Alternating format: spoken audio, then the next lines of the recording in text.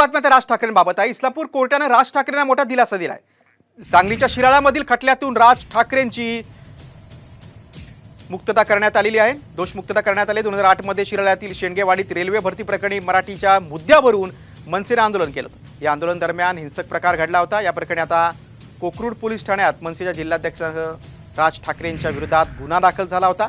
खटल्यातून नाव काढून टाकण्यासाठी राज ठाकरेंनी कोर्टात अर्ज दाखल केला होता। दोष मुक्तता करण्यात आले। 2008 मध्ये शिराळ्यातील शेंडगेवाडीत रेल्वे भरती प्रकरणी मराठीच्या मुद्द्यावरून मनसेने आंदोलन केलं होतं। या आंदोलन दरम्यान हिंसक प्रकार घडला होता। या प्रकरणी आता कोकरूड पोलीस ठाण्यात मनसेच्या जिल्हाध्यक्षासह राज ठाकरेंच्या विरोधात गुन्हा दाखल झाला होता। खटल्यातून नाव काढून टाकण्यासाठी राज ठाकरेंनी कोर्टात अर्ज दाखल केला होता।